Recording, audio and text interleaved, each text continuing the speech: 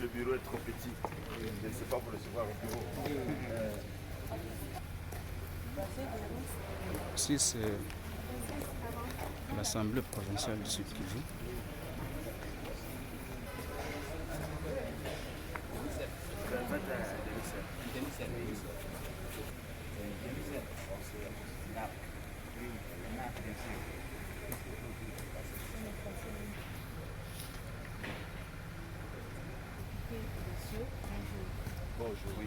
Nous sommes une représentation de l'École internationale Enfants du Monde.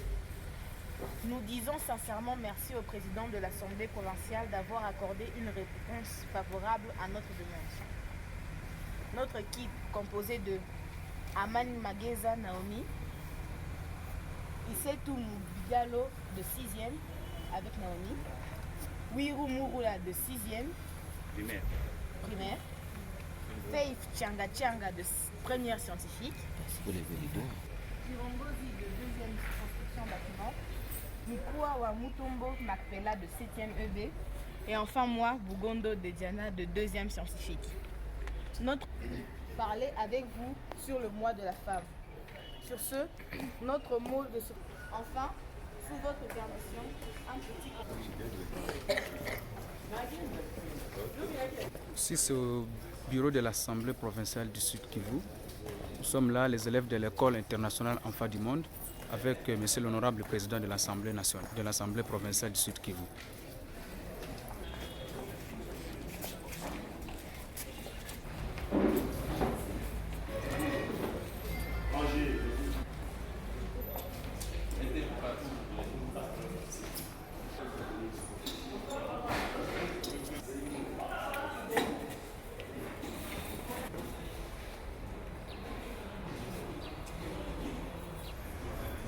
Allez-y. Excellence, bonjour. Bonjour. Nous sommes une représentation de l'École internationale Enfants du Monde. Notre équipe est composée de de 8e, Fatouma Bahati, première scientifique, Ashuza Safari Anaïk de 8e, construction bâtiment, Mikua Wamutombo Makpela de 7e EB et enfin moi, Bugondo de Diana de 2e scientifique.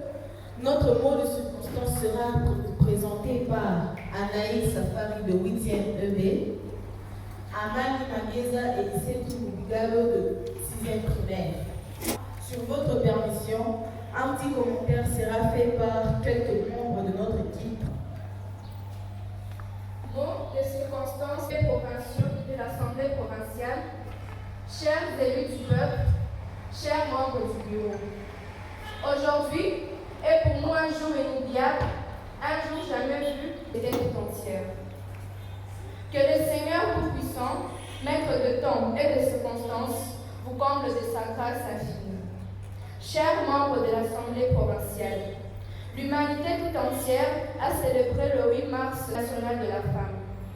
Cette journée, bien que physiquement symbolique pour la fille d'aujourd'hui, maman de demain, est dans le thème sur le plan international et technologie pour l'égalité des sexes et au niveau national, éducation numérique, égalitaire pour la paix et l'autonomisation d'un message divin et est l'expression matérielle des principes divinement révélés du souci qu'aspire l'humanité depuis les temps comme principal des mots violents qui afflige actuellement notre société et la propagation des préordonnances divines, remède souverain pour tous les mondes. La civilisation matérialiste de notre temps a tellement absorbé l'énergie et l'intérêt de l'humanité qu'il ne semble plus la nécessité de s'élever au-dessus des contraintes et des conditions de leur ego. Le vrai moi d'un individu réside, disent les écrits Bahaïs, dans le pouvoir de l'âme, qui a la capacité de connaître Dieu et de refléter ses attributs. L'âme n'a pas de sexe, qui a la capacité d'ethnicité, de l'adorer et de contribuer au progrès de la civilisation tant que membre de la famille humaine de ses membres.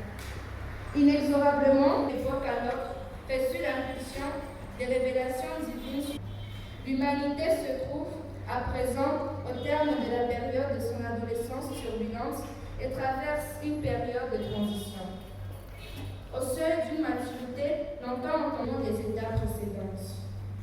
Grâce à des efforts bien ordonnés et avec la collaboration à l'amélioration du monde, elle a été ordonnée par Dieu, l'Omniscient et leurs victimes, obscurcissent la perception et la compréhension et entravent la réalisation de l'édifice. Depuis la création de la terre et l'émergence de la race humaine, les femmes ont grandement contribué aux diverses sphères d'action et ont joué un rôle vital dans le progrès extraordinaire de l'humanité.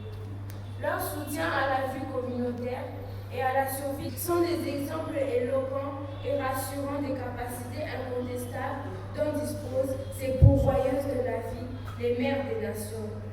Qu'elles trouvent ici notre profonde gratitude. Il est réconfortant. Les femmes aident à organiser et à animer, autant que les hommes, des services tant étatiques que privés, pour guider la communauté congolaise vers le droit chemin. Inversement, le ciel n'aura-t-il pas perdu sa saveur?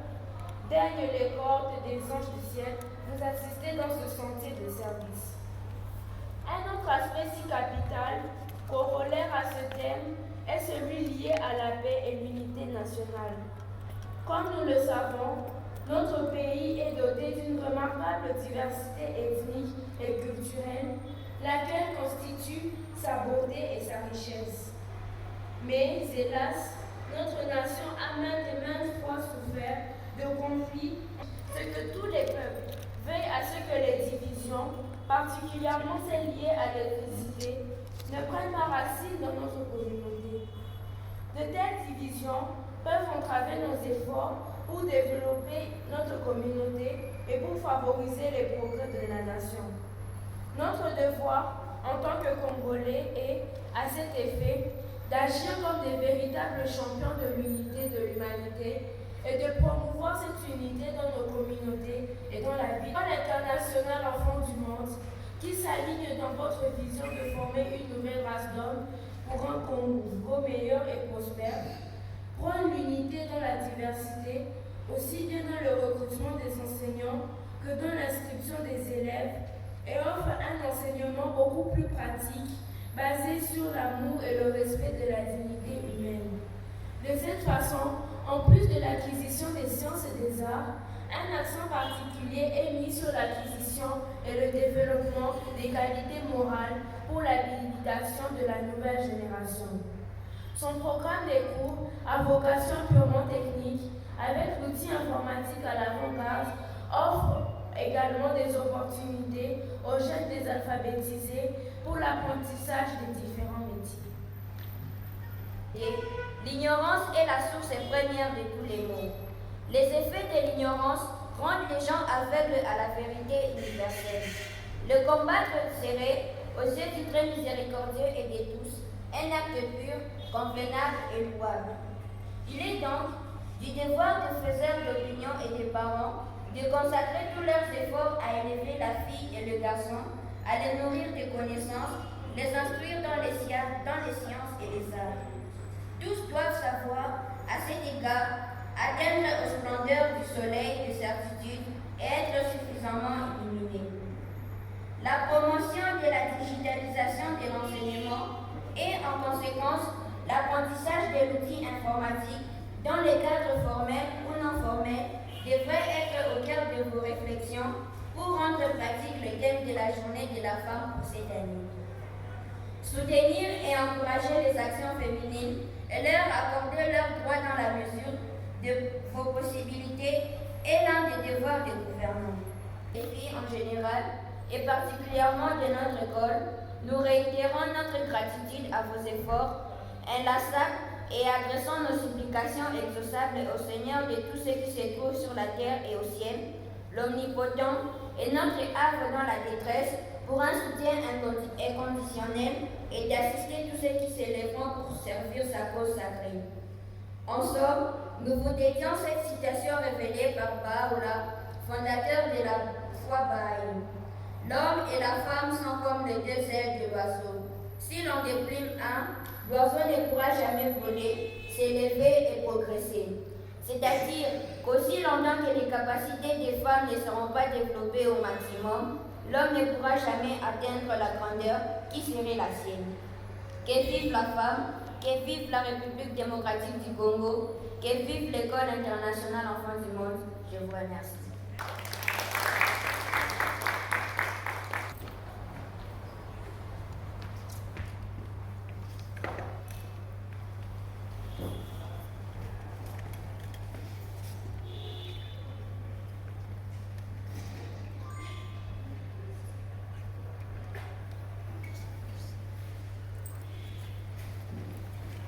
Très émotionné par le discours de nos enfants de l'École internationale. L'émotion est tellement grande que les mots me manquent pour remercier tous les formateurs de cette école qui ont initié ce travail.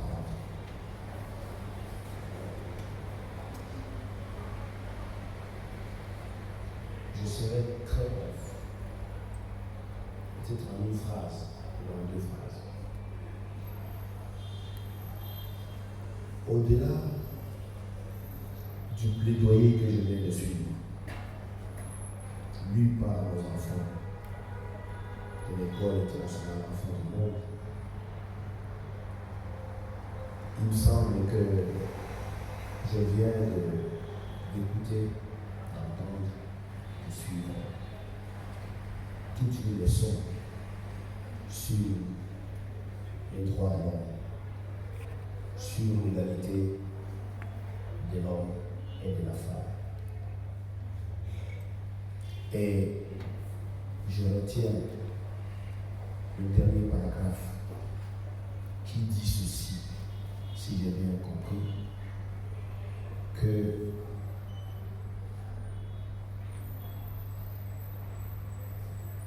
l'homme et la femme sont comparables aux deux ailes des oiseaux. Et rassurez-vous, ce sage qui a dit cela a si bien dit, car effectivement, privé d'une aile, un oiseau ne saurait voler. Donc ce monde, cette république, cette province, privée du concours, de la participation de la femme aux charges de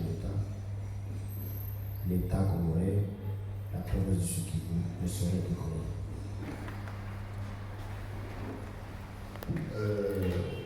Le bâtonnier m'appelle Simon Yabé Nkayatula, vice-président de l'Assemblée provinciale et présentement président intérim de l'Assemblée provinciale. Je vous remercie.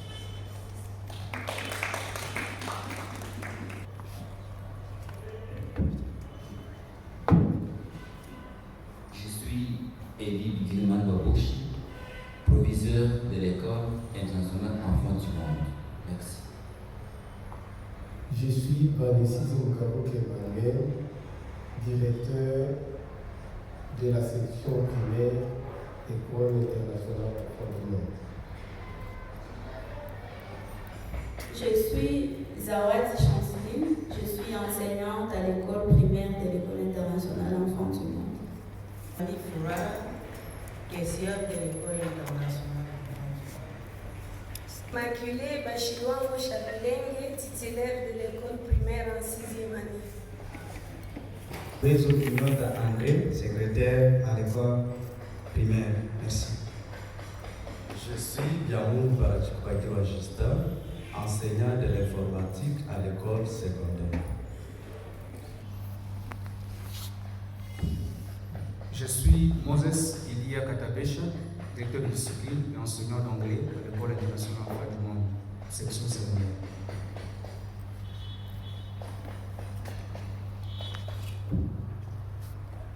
L'Assemblée provinciale,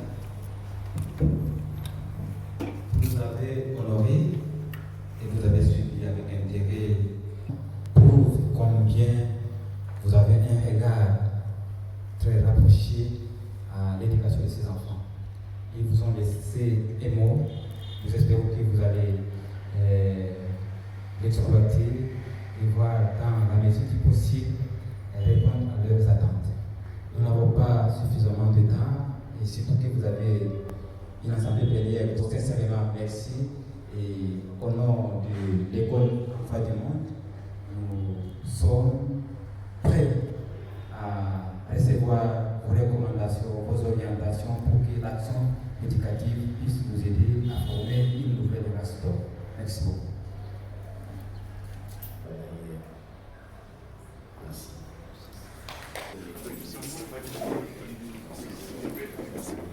La fin de notre visite à l'Assemblée provinciale du Sud-Kivu. Merci de nous suivre en ligne sur notre chaîne YouTube. Et voilà, nous sommes en photo des familles. Voilà les images qui circulent. Photo des familles.